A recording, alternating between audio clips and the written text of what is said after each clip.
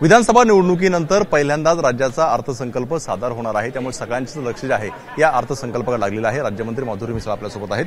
ताई, खरं तर निवडणुकीनंतर हा अर्थसंकल्प आहे, काय वाटतंय? लाडक्या बहिणींसाठी मोठी घोषणा होण्याची परत शक्यता आहे? मला असं वाटतं की सर्व वर्गाला न्याय देणारा हा अर्थसंकल्प असणार आहे।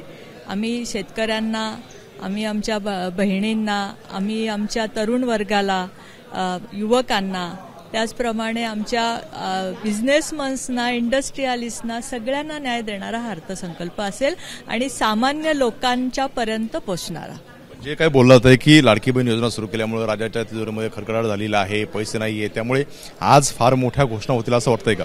अर्थसंकल्प सादर झाल्यानंतरच यावर भाष्य मला वाटतं करणं योग्य ठरेल आणि ते सादर झाल्यानंतर मी परत तुमच्या समोर येईल। खरं तर शहरी भागाचं प्रतिनिधित्व करताय, काय अपेक्षा आहे आजच्या अर्थसंकल्पातून?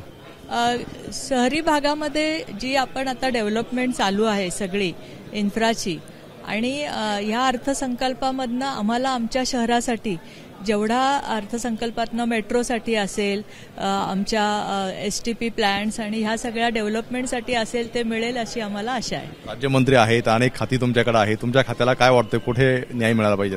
मला असं वाटतं की मेन सर्वाची UD म्हणजे अर्बन डेव्हलपमेंटच माझ्याकडे आहे आणि त्या खात्याला तर निश्चितच अर्थमंत्री न्याय देतील ह्याचा मला विश्वास आहे। आता आपण अर्बन डेव्हलपमेंट खातं माझ्याकडे आहे आणि त्या खात्याला न्याय मिळेल असं माधुरी मिसाळ बोलताना पाहायला मिळत आहेत। कॅमेरामन अजित सुतारकर, राजू सुरणे, ABP माझा, मुंबई।